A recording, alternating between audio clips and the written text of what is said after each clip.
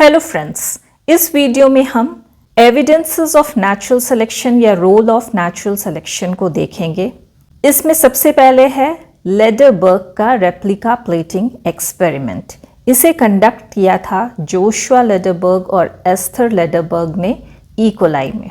Bacterial cells को अगार plate पे culture किया गया, जिसके फलस्वरूप इनकी कई बैक्टीरियल कॉलोनीज डेवलप हुए। उसके बाद स्टेराइल वेलवेट ब्लॉक को बैक्टीरियल कल्चर के सरफेस के अगेंस्ट प्रेस किया गया। हर कॉलोनीज से कुछ सेल्स वेलवेट ब्लॉक में ट्रांसफर हुए। फिर इस ब्लॉक को प्रेस किया गया पेनिसिलिन कंटेनिंग प्लेट के अगेंस्ट। उसके बाद इंक्यूबेट किया गया तो देखा गया कि पेनिसिलिन मीडियम में ज़्यादातर सेल्स ग्रो करने में फेल हो गए, केवल कुछ बैक्टीरियल सेल्स ही ग्रो कर पाए। इस आधार पर यह कंक्लूजन निकाला गया कि वे सेल्स जो कि पेनिसिलिन के प्रेजेंस में ग्रो कर पाए, वे पेनिसिलिन के प्रति रेजिस्टेंट थे। लेकिन कैसे? पेनिसिलिन रेजिस्टेंस को इंड्यूस नहीं करता है, अर्थात यह सिंपली ससेप्टेबल बैक्टीरिया के अगेंस्ट रेजिस्टेंट बैक्टीरिया को सेलेक्ट करता है, ससेप्टेबल वंस को किल करके। ओरिजिनल कॉलोनीज के सेल्स को कभी भी पेनिसिलिन से एक्सपोज नहीं कराया गया था।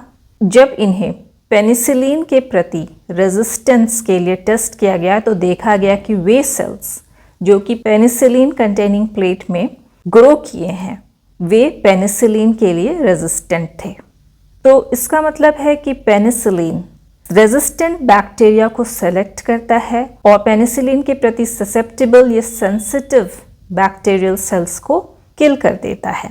जीन्स जो कि पेनिसिलिन के प्रति रेजिस्टेंस के लिए रिस्पॉन्सिबल हैं, वे पॉपुलेशन में लो फ्रीक्वेंसी में ऑलरेडी प्रेजेंट होते हैं और ये जीन्स रैंडम म्यूटेशन के द्वारा पहले ही डेवलप हुए। तो पहले ये जीन्स पॉपुलेशन में लो फ्रीक्वेंसी में प्रेजेंट थे क्योंकि इन्हें नॉर्मल जीन्स जो कि पेनिसिलिन के लिए ससेप्टेबल थे, उनके ऊपर एडवांटेज नहीं मिला था क्योंकि इन्हें नॉर्मल अगर मीडियम में ग्रो कराया गया था। पर जब इन्हें पेनिसिलिन मीडियम में ग्रो कराया गया तो इन्हें नॉर्मल जीन्स से एडवांटेज मिला।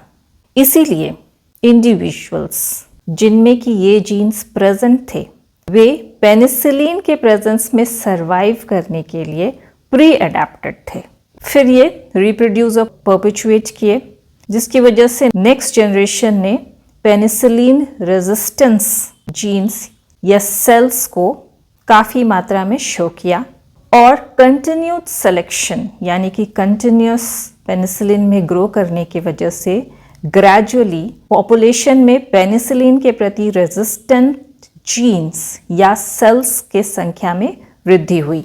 तो नेक्स्ट जनरेशन के बैक्टीरिया में ज़्यादा पेनिसिलिन रेजिस्टेंट सेल्स प्रेजेंट थे क्योंकि इन्हें सेंसिटिव या ससेप्टेबल बैक्टीरिया की तुलना में एडवांटेज मिला। और जब इन्हें कई जनरेशन तक पेनिसिलिन मीडियम में ग्रो कराया गया तो ग्रेजुअली पॉपुलेशन में पेनिसिलिन रेजिस्टेंट बैक्टीरिया में वृद्धि हो गई या इंक्रीज हो गया। तो नेचुरल सिलेक्शन जो कि यहाँ पेनिसिलिन है, उसने प्रोजेनी जो कि बेनिफिशियल म्यूटेशन को कैरी करता है उसे सेलेक्ट और सपोर्ट किया और इस तरह से रेजिस्टेंट बैक्टीरियल पॉपुलेशन इवॉल्व किया। आइए इस एक्सपेरिमेंट को हम डायग्राम की मदद से समझते हैं। यह है मास्टर प्लेट जिसमें कि बैक्टीरियल कॉलोनीज को अगर मीडियम में ग्रो कराया गया। स्टेराइल वेलवेट प्लेट को इस प्लेट के अगेंस्ट प्रेस किया गया, जिसके फलस्वरूप कॉलोनीज से कुछ सेल्स इसमें ट्रांसफर हो गए। तो ये है कॉलोनीज के इम्प्रिंट्स। उसके बाद फिर इस स्टेराइल वेलवेट प्लेट को फ्रेश मीडियम कंटेनिंग प्लेट के अगेंस्ट प्रेस कराया गया। एक प्लेट जिसमें कि पेनिसिलिन एब्सेंट था और दूसरा प्लेट जिसमें कि पेनिसिलिन प्रेजेंट था। फिर इन्हें इंक्यूबेट किया गया तो देखा गया कि प्लेट जिसमें कि पेनिसिलिन प्रेजेंट नहीं था उसमें सारे कॉलोनीज ग्रो हुए हैं और दूसरा प्लेट जिसमें कि पेनिसिलिन प्रेजेंट था उसमें फ्यू कॉलोनीज ग्रो हुए हैं। फिर इन्हें मास्टर प्लेट के कॉलोनीज से कंपेयर किया गया और इस आधार पर यह निष्कर्ष निकाला गया कि वे कॉलोनीज जो कि सिर्फ पेनिसिलिन के एब्सेंस में ग्रो हुए हैं, वे पेनिसिलिन सेंसिटिव हैं, अर्थात उनमें penicillin sensitive bacterial cells present हैं, और वैसे कॉलोनीज जो कि पेनिसिलिन के प्रेजेंस में ग्रो हुए वे पेनिसिलिन के प्रति रेजिस्टेंट हैं। तो देखा गया कि ये सारे सेल्स ऑलरेडी स्टार्टिंग में प्रेजेंट हैं। इस आधार पर यह निष्कर्ष निकाला गया कि पेनिसिलिन के प्रेजेंस में इनमें पेनिसिलिन रेजिस्टेंस डेवलप नहीं हुआ है, बल्कि इनके प्रेजेंस में इन्हें सेंसिटिव बैक्टीरिया के अगेंस्ट एडवांटेज मिला और ये ग्रो कर पाए।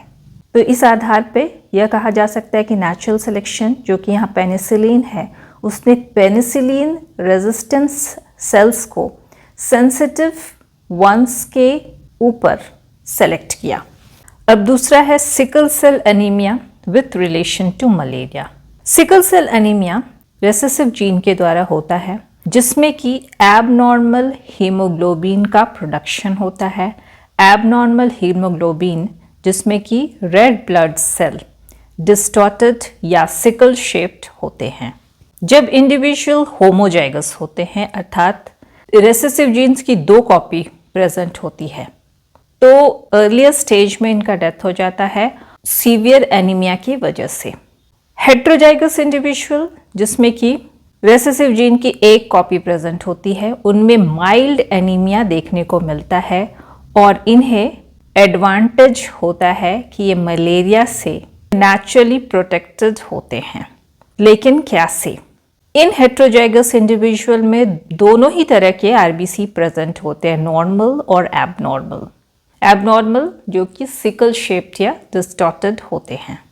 पैरासाइट केवल नॉर्मल आरबीसी में लिव कर पाते हैं, डिस्टॉर्टेड सेल्स में नहीं, जिसकी वजह से हेट्रोजाइगोट इंडिविजुअल बेटर सरवाइव करते हैं मलेरिया एंडेमिक रीजन में। एंडेमिक का मतलब होता है डिजीज या कंडीशन जो कि सर्टेन एरिया के पर्टिकुलर लोगों में रेगुलरली देखने को मिलता है। इन मलेरिया एंडेमिक रीजन्स में पॉपुलेशन में दोनों तरह के ही इंडिविजुअल होते हैं, नॉर्मल और हेट्रोजाइगस। हेट्रोजाइगस वैसे इंडिविजुअल होते हैं जो कि एक जनरेशन से दूसरे जनरेशन तक सिकल सेल एनीमिया के जीन्स को कैरी करते हैं, अर्थात ये कैरियर्स होते हैं। रेसेसिव जीन जो कि सिकल सेल के लिए रिस्पॉन्सिबल होते हैं, वे नॉर्मल एनवायरनमेंट में पूरी तरह से डिसएडवांटेजेस होता है, लेकिन दूसरे एनवायरनमेंट जहाँ की मलेरिया एंडेमिक होता है उसमें एडवांटेजेस या बेनिफिशियल होता है, जिसकी वजह से इस तरह के एनवायरनमेंट में रेसेसिव जीन के सिंगल कॉपी को कैरी करने वाले हेट्रोजाइगस इंडिविजुअल सेलेक्टेड हो जाते हैं नॉर्मल इंडिविजुअल के कंपैरिजन में। इसलिए ये नॉर्मल इंडिविजुअल के कंपैरिजन में जो इजीली मलेरिया कॉन्ट्रैक्ट कर जाते हैं, इन्हें एडवांटेज मिलता है। इसी वजह से ज्योग्राफिकल एरिया जहाँ पे कि मलेरिया एंडेमिक होता है, वहाँ ये रेसेसिव जीन्स जो कि सिकल सेल एनीमिया के लिए रिस्पॉन्सिबल होते हैं, वे हाई प्रोपोर्शन में मिलते हैं। तीसरा है malaria in relation to glucose 6 phosphate dehydrogenase deficiency. Glucose 6 phosphate dehydrogenase deficiency X linked hereditary disease है। ग्लूकोज के मेटाबॉलिज्म में NADPH जो कि रिड्यूस्ड फॉर्म में होता है, वो NADP ऑक्सीडाइज फॉर्म में कन्वर्ट होता है ग्लूकोज 6 फॉस्फेट डिहाइड्रोजनेज एंजाइम के प्रेजेंस में। ग्लूकोज 6 फॉस्फेट डिहाइड्रोजनेज की डेफिशिएंसी कैरेक्टराइज्ड होता है आरबीसी में रिड्यूस ग्लूटाथियोन के लो लेवल्स के द्वारा। चूँकि रिड्यूस ग्लूटाथियोन का लेवल मेंटेन्ड होता है ग्लूटाथियोन रिडक्टेज और कोएंजाइम NADPH के द्वारा, और इस NADPH के एडिक्वेट सप्लाई के लिए ग्लूकोज 6 फॉस्फेट डिहाइड्रोजनेज रिक्वायर्ड होता है, जिसे एनकोड करने वाला जीन एक्स क्रोमोसोम में प्रेजेंट होता है। ग्लूकोज 6 फॉस्फेट डिहाइड्रोजनेज की डेफिशिएंसी हेमोलाइटिक एनीमिया और प्रोलॉन्ग्ड नियोनेटल जॉन्डिस के लिए रेस्पॉन्सिबल होता है। इस वजह से जब आरबीसी का हेमोलाइसिस होता है तो मलेरियल पैरासाइट आरबीसी में मल्टीप्लाई नहीं कर पाता है, चूंकि मलेरियल पैरासाइट आरबीसीज में ब्रीड करते हैं। इसी वजह से जब आरबीसी में ग्लूकोज 6 फॉस्फेट डिहाइड्रोजनेज की एक्टिविटी डिक्रीज होती है तो यह मलेरियल फीवर के प्रति रेजिस्टेंस के लिए रेस्पॉन्सिबल होता है या फिर रेजिस्टेंस कॉज करता है। ग्लूकोज 6 फॉस्फेट डिहाइड्रोजनेज की डेफिशिएंसी के लिए एक्स क्रोमोसोम में प्रेजेंट रेसेसिव जीन रेस्पॉन्सिबल होता है। चूँकि मेल में XY सेक्स क्रोमोसोम होता है, अर्थात यहाँ पे एक्स क्रोमोसोम की एक कॉपी प्रेजेंट होती है, इसलिए इस रेसेसिव जीन का एक कॉपी इस डिजीज़ के लिए रेस्पॉन्सिबल होता है। फोर्थ है इंडस्ट्रियल मेलानिज्म। पेपर्ड मॉथ, बिस्टन ब्यूटिलेरिया के दो वैराइटीज़ होते हैं। एक है लाइट कलर्ड जो कि नॉन मेलानिक वैरायटी है, दूसरा है डार्क कलर्ड जो कि मेलानिक वैरायटी है। तो यहाँ पे हम दो सिनेरियोज को देखेंगे। सिनेरियो 1 इंडस्ट्रियल रिवॉल्यूशन के पहले पेपर्ड मॉथ ट्री ट्रंक्स और रॉक्स पे रेस्ट करते हैं। तो इनिशियली इनके सरफेस लाइट कलर्ड लाइकन से कवर्ड थे और इस लाइट कलर्ड बैकग्राउंड के अगेंस्ट ये लाइट कलर इंडिविजुअल आसानी से ब्लेंड हो गए, लेकिन dark coloured moth easily visible या कंस्पीक्यूअस थे और ये बर्ड्स के लिए इजी प्रे थे और इस वजह से इनके पॉपुलेशन में डार्क कलर्ड मॉथ काफ़ी रेयर थे। अब है दूसरा सिनेरियो 19th सेंचुरी में, जब यूरोप में इंडस्ट्रियल रिवॉल्यूशन हुआ। इंडस्ट्रियल पोल्यूशन सूट्स की वजह से ट्री ट्रंक और रॉक्स के सरफेस डार्कन्ड हो गया।